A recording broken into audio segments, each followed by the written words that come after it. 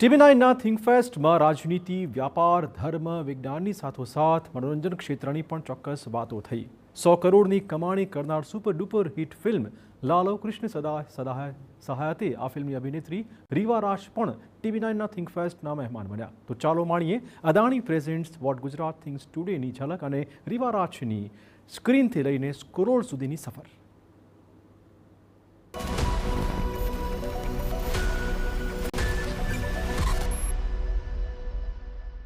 રીવા, ખાસ તો લાલો ફિલ્મ પછી જીવન કેટલું બદલાઈ ગયું?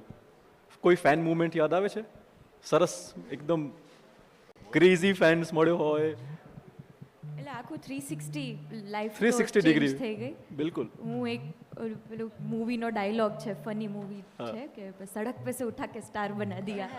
સાચે એવું જ થયું છે. એટલે હવે જતા હોય કે તો રેકગ્નાઇઝ કરી લે. અને કારણ કે તમે પેલું ઇન્સ્ટાગ્રામનું પૂછતા તો અચાનક રાતોરાત વધારો થઈ ગયો ફોલોવર્સમાં.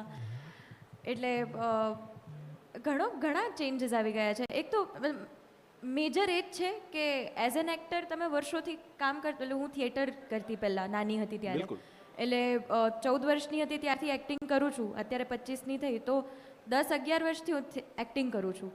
પણ પહેલી વાર એવું થાય છે કે મને લોકો ઓળખી રહ્યા છે, તો I feel scene. A major change છે.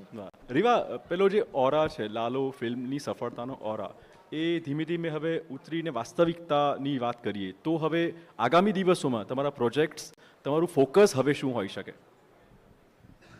મારું ફોકસ પહેલેથી સારી વાર્તાઓનો ભાગ બનવાનું હતું, સારા કિરદાર નિભાવવાનું હતું. તો એ જ છે, અત્યારે પણ એ જ છે.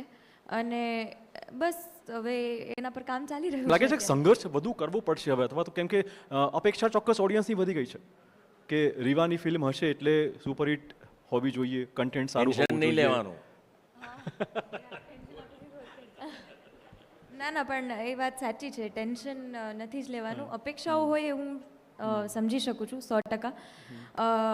પણ એ પણ છે ને કે એક ઇન્ટેન્ટ અમારા બધાનો, કારણ કે આપણે લાલુની વાત કરીએ તો ટીમમાં એવું જ હોય છે કે આપણે સારી સ્ટોરીઝનું ભાગ બનવું છે, સારું કામ કરવું છે. ના, પણ એટલે હવે એ સક્સેસફુલ થાય ના થાય એ આપણા હાથમાં ના હોય. મેં પૂછ્યું.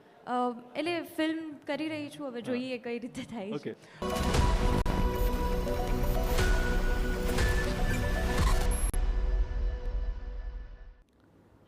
તો ટીવી9 ગુજરાતીનો વર્ષનું સૌથી મોટો thinkfest Adani presents what Gujarat thinks today આપ માણી શકશો આગામી રવિવારે.